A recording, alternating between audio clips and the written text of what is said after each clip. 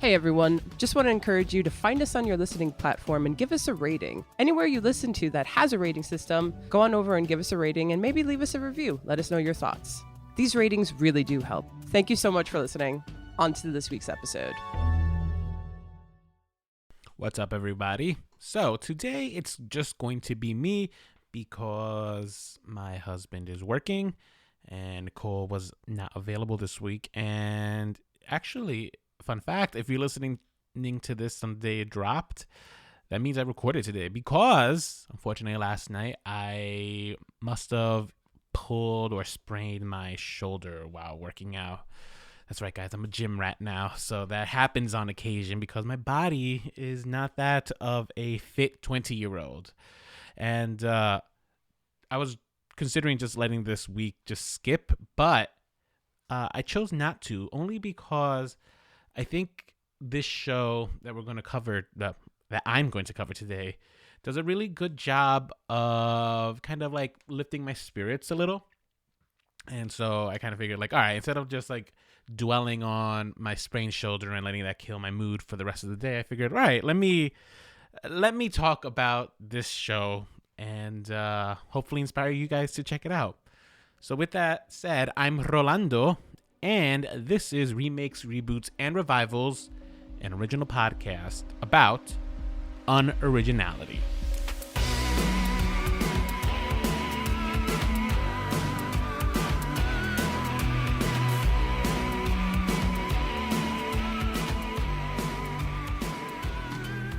So when you think of sitcoms, what's one of the first things that come to mind? For me, it's shows like Family Matters, Full House, Fresh Prince of Bel-Air, and a lot of those shows that I grew up with tended to really revolve around the family unit. However, after the 90s, right, I would say we shifted into having a lot of shows about the workplace. Workplace comedies really became a thing, blew up in popularity because of shows like The Office, followed by Parks and Rec. And there were, it's a formula that still, churns out a lot of content. Most recently, Blockbuster on Netflix comes to mind. Abbott Elementary is another workplace comedy. And I think with that workplace comedy, we also saw a shift in how sitcoms are created because more and more of these shows ended up using that single camera format, right? Which gives it like usually they were in that style of that mockumentary style or, well, that's it. Mostly mockumentary, right? Because of The Office.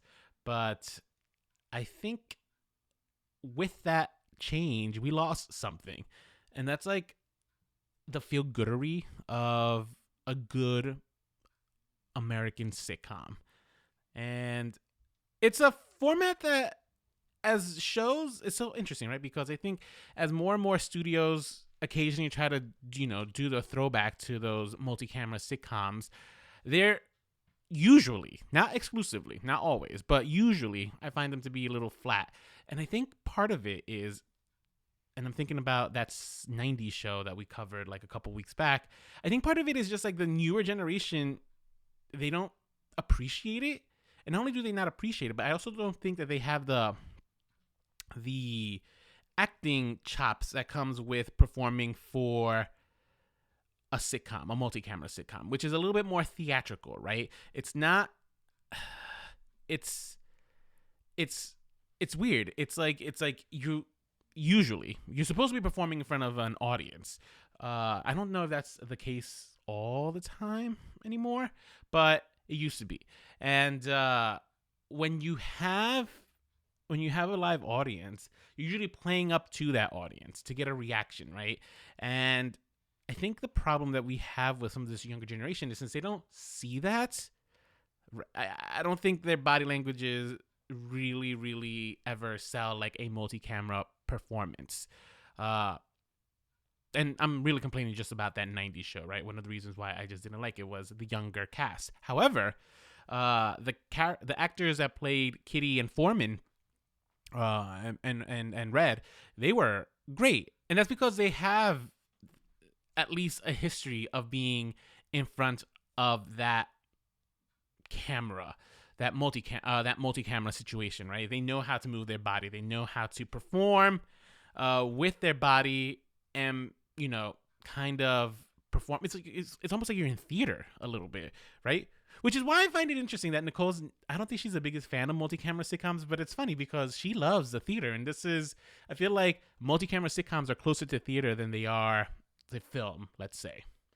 But anyway, that long tangent goes on to this idea where today we're going to be talking about Night Court and the original show that ran from 1984 to 1992. And its 2023 revival, Night Court. I wondered if this is one of the earliest examples of a workplace comedy, but I tried to Google that and I didn't get like a very conclusive answer. So I don't know for a fact. If anyone out there knows if this is one of the earlier workplace comedies, by all means, let me know. I don't know. I know, for example, Taxi exists, and that was mostly happening at the workplace. So maybe that predates this. Cheers, I would argue, is also kind of a workplace comedy because for the most part it took place at the workplace, and we're following Sam, the bartender. Was he the owner? I actually never really saw Cheers, guys. So let me know if I should check it out. But anyway, we're gonna be talking about Night Court, and we're going to keep this short and sweet, guys. So, Night Court is a TV show that focuses on New York City's Night Court criminal system. And the Night Court criminal system is an actual real thing that is in places like in New York City. I think it's also in some other larger metropolis areas in the country. And the point of Night Court is to allow people who can't attend court at regular hours a chance to have their time in court. It also helps push a speedy trial, which is guaranteed by your Sixth Amendment. The original show, which ran from January 4th, 1984 through May 31st, 1992, focuses on a young unorthodox judge named Harold T. Stone, played by Harry Anderson. And Harold has taken this job. He was, I think, the bottom of the barrel, but he was available when they offered it to him. So it's how he ended up becoming the new judge for the Night Court system.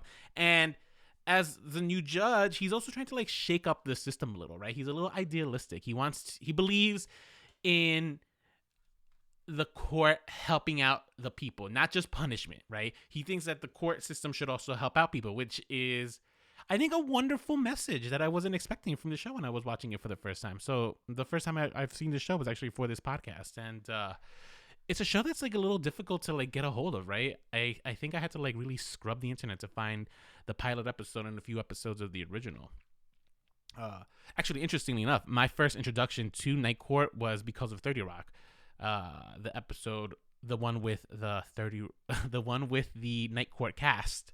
And that's an episode that features Jennifer Aniston, if anyone remembers. But the B plot is that Kenneth is trying to do a revival of Night Court, and they had some of the original castmates there. We learned that Jenna Maroney was a recurring actress in Night Court, much to the dismay of Kenneth. She was like a werewolf lawyer or something. And so as a result of 30 Rock, I had this idea that Night Court was kind of like this supernatural court system where like they deal with like vampires and monsters and stuff. I think I had made this comment to Eddie because at one point during a relationship, he mentioned that he enjoyed Night Court. And I was like, oh, I know Night Court. They have like vampires and werewolves and stuff. He's like looking at me like I'm a crazy person. Because the show's not that. The show's actually based very much around reality and like just real quirky situations, but nothing supernatural, except for one Santa Claus episode, which I kind of do want to talk about. So that was my first introduction to Night Court. So I had this idea, preconceived notion of what Night Court is, and watching it, I'm just like surprised at like how kind of how grounded this show is in reality. It's very sweet. I think the show, I think Harold, the judge, I think he's so optimistic and so idealistic, and I think it was shocking. Like, I don't know. Like, I guess if you think about it, right, you're thinking about a show about the New York City court system, the criminal justice system, and I don't know. I guess my default is to think of like shows like Law and Order, SVU. But no, this one we have like this really fun, quirky show about this judge and like all the people who work around him. That include the public defenders, prosecutors, and bailiffs. And the prosecutor in the original run of the show is played by John Larroquette. He is Dan Fielding, and he's kind of the dry humor. He's the polar opposite of Harry.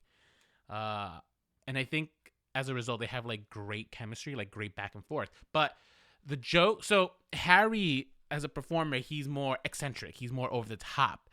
John Larroquette's performance it's a little bit more subdued. It's drier. It's almost meaner, but he's great. And John Larroquette, I think, in my research, he was the only one who actually won an Emmy throughout the series run. And rightfully so. I think he's a wonderful, wonderful actor. Not the only one to get nominated, but definitely the only one to win an Emmy. And yeah, so this show, each episode really focuses on, I think, one or two cases, usually one. But one of the cases that comes to mind is a Santa Claus episode where it's guest starring Michael J. Fox. This showed up as the second episode of the first season, so I'm just going to go with that. And the whole idea is that like this guy believes himself to be Santa Claus, and he has all this intrinsic knowledge about everyone around him that kind of leads us to believe that he's Santa Claus. I think he was like arrested for disorderly conduct, and that's what he's being prosecuted for. Meanwhile, the next case that they introduce are like these two runaway teens who are, on the wrong path, to say the least. One of them played by Michael J. Fox. And we find out that they were abandoned by their family and stuff. And Santa Claus is going out of his way to really, really make a connection with this kid. It was like this really weird scene that was really touching. Like, and that's what I actually do miss about a good like sitcom. It's like, I think a good sitcom can do comedy. Like, I should be able to laugh out loud, but then they should be able to turn that knob and like give me like a nice sentimental moment and stuff. And maybe that's because I come from the school of like Full House and Family Matters and Fresh Prince of Bel-Air, right? Like, maybe because I did enjoy those kinds of shows, like that's what I'm kind of always looking for in a sitcom. Something that can make me really laugh out loud and sometimes really pull my heartstrings. And I found this show doing that a lot. I thought it's a very, very charming show. I'm surprised the show isn't something that like I grew up with like in syndication a lot, right? Like, it's not a show that I saw very, very often or ever like on reruns, which is weird because I think it still holds up. I think this idea of the night court criminal system is interesting. And here's a fun fact, guys. The night court criminal system is a real thing. I actually had to look it up, but it's believed because of the popularity of the show that the night court system in New York City actually gets a lot of tourists who like to go sit in and watch the criminal justice system in action, which is bizarre. But I understand. I would probably go too just to check it out. I'm assuming it's a lot of like sexual deviancy cases that get brought up there. So that's the original Night Court. I like I said, I thought it was charming. I thought it's cute. The show lasted for 9 seasons. I know that it was canceled after the 8th season, but kind of brought back all of a sudden for the 9th season, I think because of the success of Seinfeld. So they were trying to ride off their coattails, but the show's ratings never really recovered. So as a result, it was just canceled, kind of unceremoniously.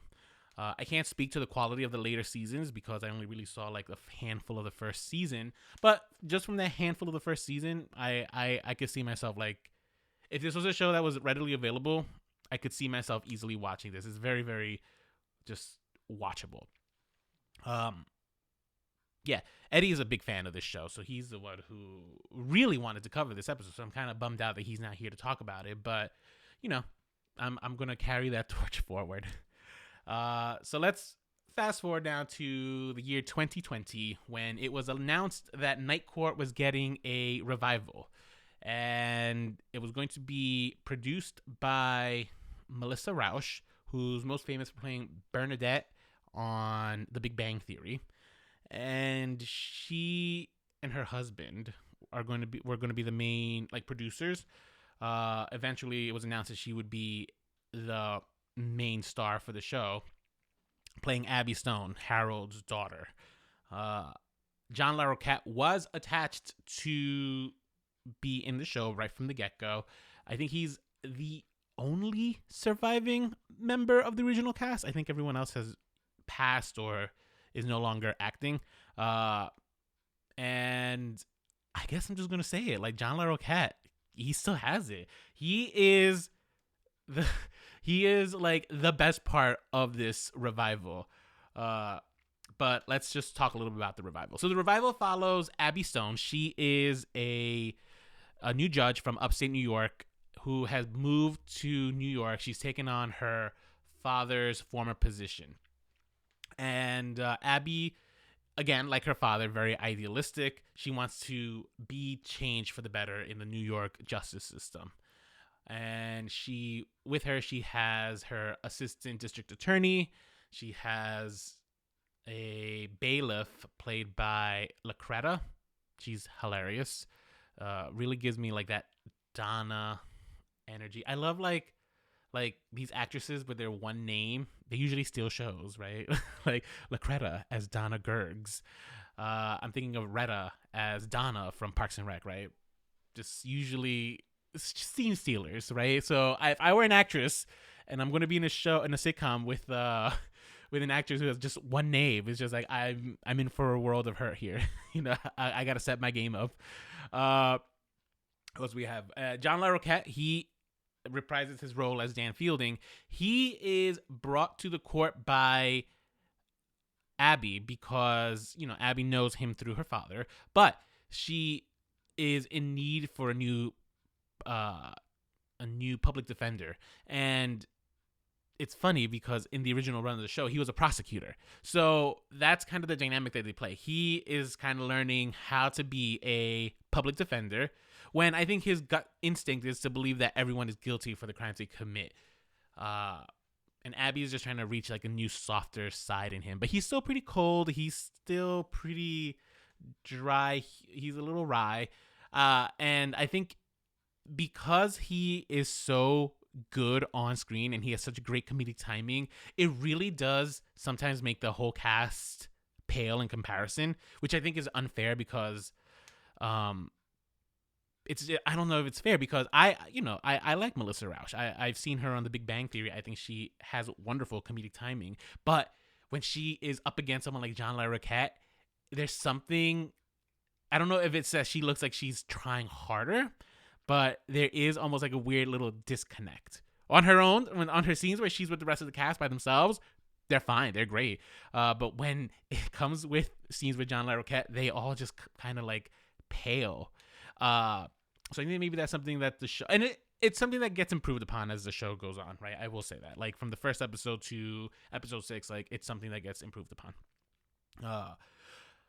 But yeah, this is really it. We have a noticeable difference here is kind of how multicultural this cast is compared to the original one. The original one did have it wasn't all white, but it was predominantly white.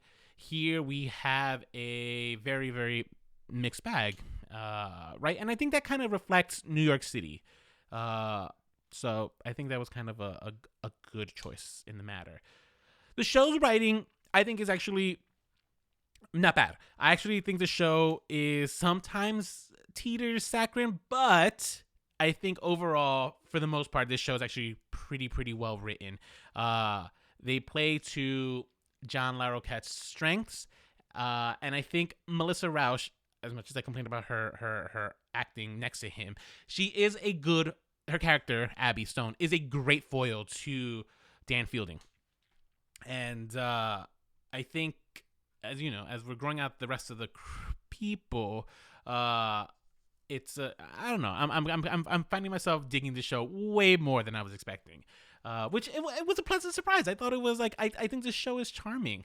Larroquette as Gergs, I think she's great. She gets a great episode where she's bringing her nephew to court, right? Because it's like take your child or something to work day. I don't remember what it was, but he turns out to be this like very young child activist who is trying to speak up for his favorite artist who has been arrested on vandalism charges, and it's this shockingly like really nice episode about a black woman working in the criminal justice system and like why she feels like she needs to be there, right?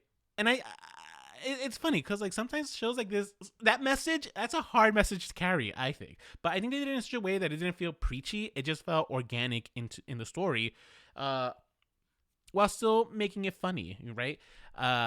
So that's what I think is so good about this Night Court revival. I think this Night Court revival does a really good job of kind of like upholding those sitcom feelings that I'm looking for, right? Which is I want to be able to laugh, right? I want to be able to laugh out loud.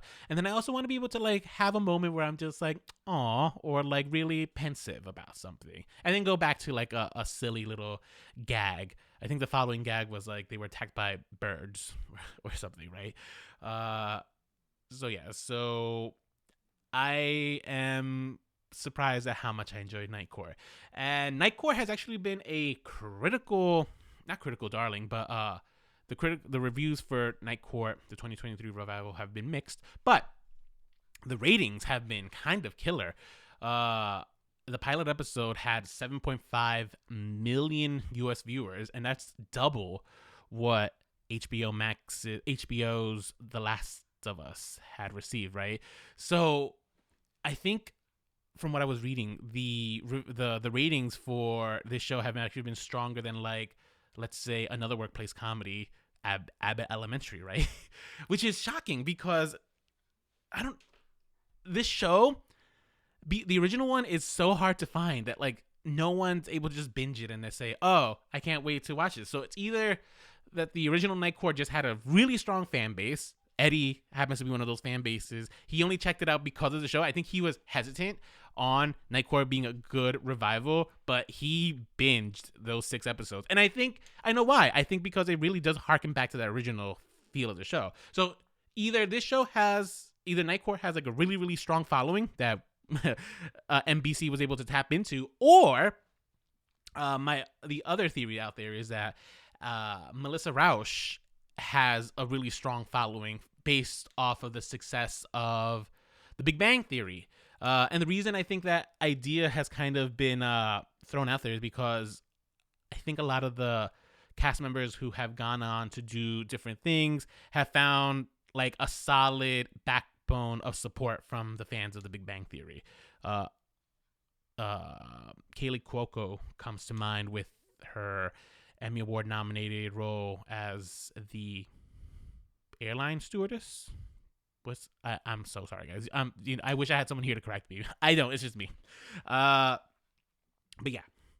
So I don't know what is it about this show that is killing it in the ratings. I wish I had an answer. I don't know, but the show was picked up for a second season. It's been a ratings darling for NBC, who kind of needs it right now. And I think the best part about the show is kind of saying it's just like multicam sitcoms, they can still work, and that's great because I find myself sometimes missing the multicam format. I think the last multicam format that I really, really enjoyed was One Day at a Time. I think they did such a great job, but that's because the writing was so strong in that show. This one has strong writing too, so I think that's why this has been a fun, unexpected watch. So I don't know what else to really say about this show other than I think it's sweet. I think it's charming. I do recommend it. It's easily one of the surprises so far of this year. And yeah, I didn't want it to get lost in the shuffle, right, with my shoulder pain and stuff. I did find myself watching an episode last night while I was in pain and chuckling and laughing and stuff, which is great because I was in such a mentally angry place at pulling my shoulder. So yeah, I think that's, for me, that's why I think this is the sign of a good show. And if you haven't checked it out, I recommend you do. And if you do, please let us know what you think about it. You can always reach out to us on Instagram. Our handle is Remakes, Reboots, Revivals. We're also available on Facebook / Remakes, Reboots, Revivals. Email us. We love hearing from you guys, and some of you guys have been writing a lot more often, so we want to keep hearing from you guys. Maybe one day we'll just have you an episode where we read some of this fan mail. Our email is remakesrebootsrevivals@gmail.com. And if you want to check out some of our previous episodes, please go to our website, www.remakesrebootsrevivals.com. Also, be sure to leave a review and a rating on whatever podcast app you're listening to this show on, because it'll help other listeners hopefully find us. And that's really it. Sorry, guys, this is a really short episode, I know, but it's just me. And I think I did a so-so job. I don't know, you tell me. Anything else I want to say before I let you guys go?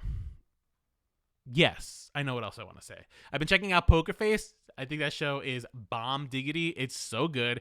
It's such a fun watch. I'm doing my best to pace myself because there's only a limited amount of episodes before I had to wait week by week. I just hit that mark. So I'm waiting for like the last 3 episodes to drop. So if you want to talk to me about that, by all means, slide into my DMs, Rolando_Nieves on Instagram, or on my TikTok. I think my TikTok is Rolando Nieves Media.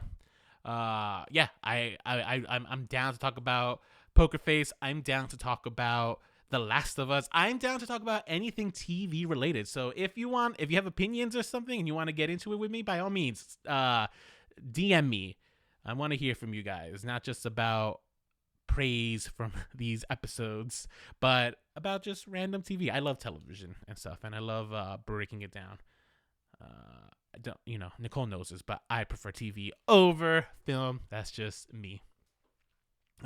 With that said, guys, I'm gonna let you guys go. Enjoy the rest of your weekend, and we will be back next week with another workplace comedy, most likely. I think we're covering Party Down, which is one of my favorite sitcoms that I was surprised is getting a revival. So we'll be talking about that next week. Be sure to tune in for that. And until next time, stay unoriginal.